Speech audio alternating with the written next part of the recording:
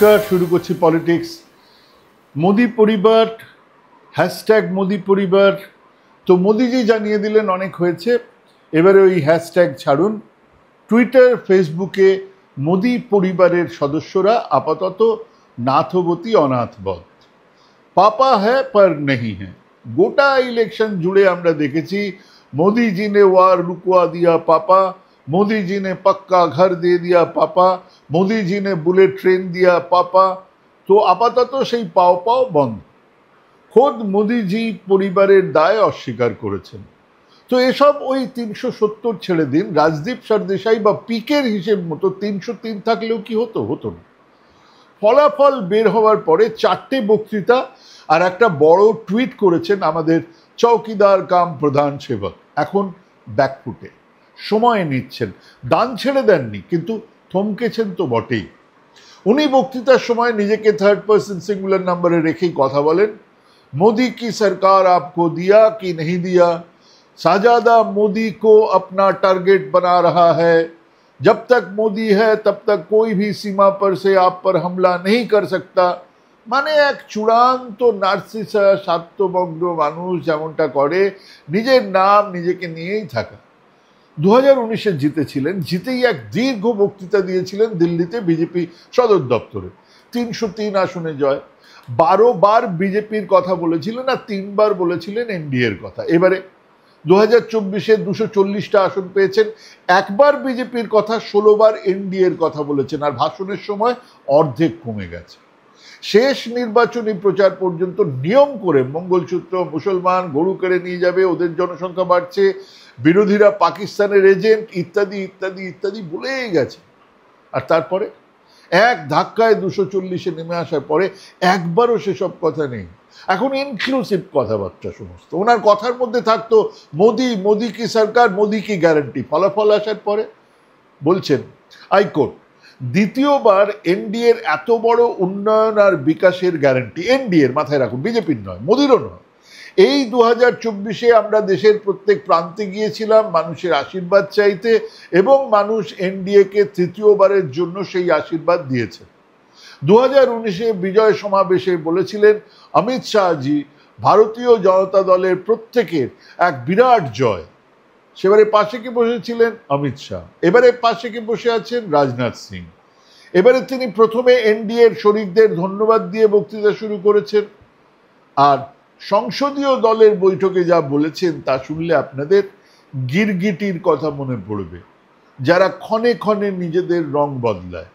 তিনি বলেছেন, again high court, সংখ্যাগরিষ্ঠতা সরকার চালানোর জন্যই জরুরি, কিন্তু দেশ চালানোর জন্য দরকার কনসেনসাস, ঐক্যমত হওয়া, সবাই একসঙ্গে কাজ করাটা জরুরি।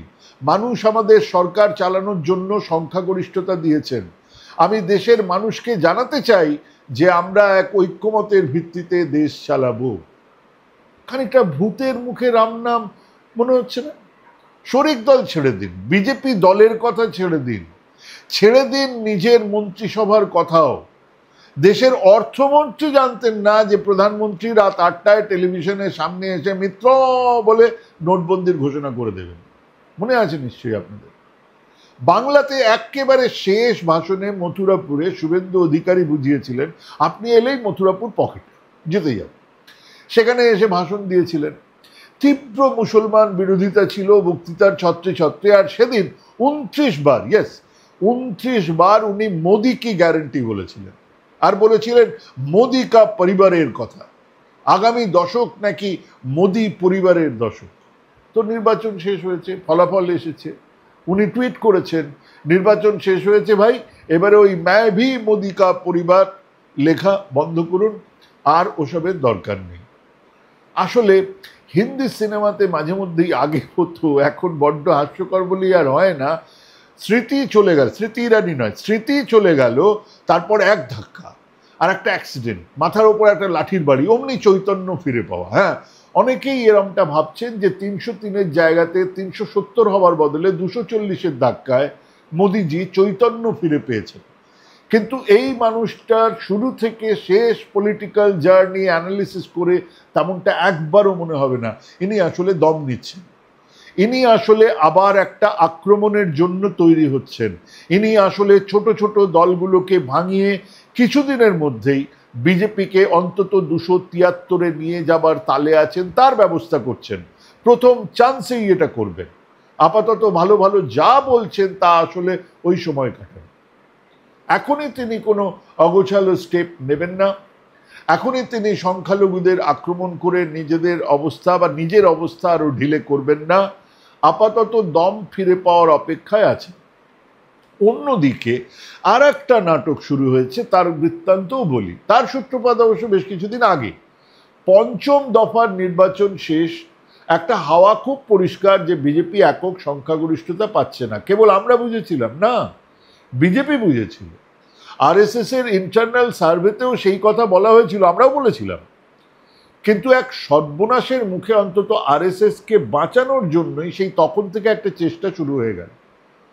যে আরএসএস এর অনুমোদন ছাড়া বিজেপির রাষ্ট্রীয় সভাপতির নিয়োগ সম্ভবই নয়, সেই আরএসএস এর জাতীয় সভাপতি জগৎ প্রকাশ নাড্ডা এক অদ্ভুত বয়ান দিলেন। আমরা চমকে গিয়েছিলাম। বললেন, আগে সাহায্যের দরকার হতো, কিন্তু এখন বিজেপি অনেক বড়, সে তার নিজের ভালো মন্দ নিজেই বুঝতে পারে, আমাদের আরএসএস এর সাহায্য আর দরকার নেই। ভাবা যায় এত বড় কথাটা কেন বলেছিলেন? এখন বোঝা যাচ্ছে যদি বিরাট ধাক্কাও আসে তাহলে আসবে তা বিজেপির ওপরে, আরএসএস থাকবে নিষ্পাপ নিষ্কলুষ। ধাক্কাটা বড় নয়, মাঝারি, কিন্তু তারপরেও আরএসএস এর তরফে কিছু দেবশিশু সুলভ বয়ান দিলেন সারসংঘ চালক মোহন ভাগবত।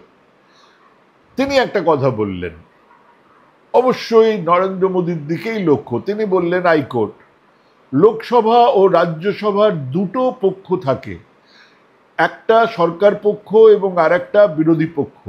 যদিও আমি তাদের বিরোধী না বলে প্রতিপক্ষ বলেই মনে করি।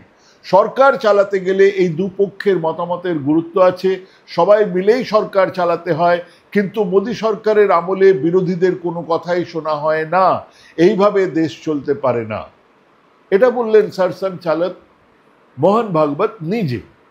এবারে আরএসএস এর যে পত্রিকা, মুখপত্র যাকে বলা হয়, দ্য অর্গানাইজার, সেখানে আবার লেখা হচ্ছে, রাস্তায় নেমে কর্ম না করে বিজেপি কর্মীরা শুধু মোদি বন্দনা করে গেছে আর মোদি নামক বুদবুদে বাবল বুদবুদে চেপে ভেসে বেরিয়েছে। পুরনো সংঘ ঘনিষ্ঠ কর্মীদের গুরুত্ব না দিয়ে বাইরে থেকে আসা লোকজনদের সামনের সারিতে রেখে ভোটে জেতার ছক কষা হয়েছে, যার ফল বিজেপি এই লোকসভাতে হাতে নাতে পেয়েছে।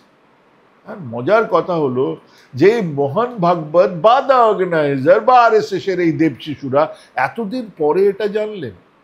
প্রতিদিন গণতন্ত্র ধর্ষিতা হয়েছে আমাদের দেশে গত 10 বছরে, এই মাত্র তিনি সেটা জানলেন। মোদিজি যে এক সংখ্যাগরিষ্ঠতাবাদের ভিত্তিতে দেশ চালাচ্ছিলেন তা মধ্যিখানে তারা জানতেন না, তারা বুঝতে পারেননি। আর এক বিবৃতিতে মোহন ভাগবত বলেছেন, মণিপুরে যে জাতিদাঙ্গা চলছে তার দিকে সরকার কেন নজর দিচ্ছে না? হারে, গত বছর 4 মে থেকে মণিপুরে দাঙ্গা চলছে, এত লোক মারা গেছে, এত লোক গৃহহারা, একটা কথাও এই নাগপুর থেকে আসেনি, আরএসএস এর কেউ বলেনি। কার্গিল যুদ্ধ ফেরত এক জওয়ানের স্ত্রীকে নগ্ন করে গণধর্ষণ করার পরে রাস্তায় প্যারেড করানো হয়েছে। মোহন ভাগবত কি তখন নাকে তেল দিয়ে ঘুমোচ্ছিলেন? দ্য অর্গানাইজার কি তখন ছাপা হচ্ছিল না? দেশের নির্বাচিত মুখ্যমন্ত্রীদের জেলে পুরে কোন গণতান্ত্রিক সরকার চলছিল? ইলেকশন বন্ডের নামে এত বড় কেলেঙ্কারি নিয়ে কোনো কথা বলেছেন আরএসএস সারসংঘ চালক মোহন ভাগবত? কেন কথা বলছেন না এক্সিট পোলের নামে শেয়ার বাজারে ফাটকা টাকা কামানোর এই নোংরা প্রচেষ্টার ব্যাপার নিয়ে? আসলে ওই 303 থেকে 240-এ নেমে আসার পরে ওনারা দূরত্ব বাড়িয়ে নিজেদের আড়ালে রাখার চেষ্টা করছেন।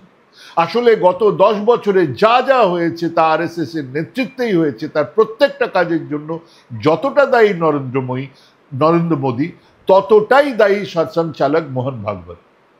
সেটা আড়াল করতেই নৌটঙ্কি চলছে। সাধু সাবধান। আরএসএস এর দর্শন আমরা জানি এই দেবশিশু মোহন ভাগবত আগে কি কি বলেছিলেন সব মনে আছে। বলেছিলেন বামপন্থীরা ফাসিস্ট, ওরা দেশের শত্রু। বলেছিলেন বামপন্থীরা যৌনাঙ্গ নিয়ে কথা বলে, কি আশ্চর্য। বলেছিলেন এই কথা। 1 নম্বর, 2013 সালে বলেছিলেন মেয়েদের উচিত শুধুমাত্র গৃহবধূ হওয়া, তাদের স্বামীরা শুধু রোজগার করবে, স্বামীরা রোজগার করবে, মেয়েরা রান্নাঘরে থাকবে, বাচ্চার জন্ম দেবে, সুস্থ বাচ্চা, সবল বাচ্চা। হিটলার বলেছিল, উনিও বলেছিলেন। 2016 সালে হিন্দু মেয়েদের সন্তান উৎপাদনে বাধা দেওয়া যেন না হয়, অন্য ধর্মের জনসংখ্যার সঙ্গে পাল্লা দিতে এটা করা দরকার। কোথা থেকে জেনেছেন? কেন এই বড় মিথ্যে কথাগুলো বলে যাচ্ছেন? 2019 সালে 3 নম্বর, আমেরিকাবাসীকে যদি আমেরিকান বলা হয় তাহলে ভারতবাসীকে কেন হিন্দু বলা হবে না? কি কথা? আমরা কিচ্ছু বলিনি, সব মনে আছে, সব याद रखा जाएगा, हम देखेंगे, लाजिम है कि हम भी देखेंगे। नमस्कार।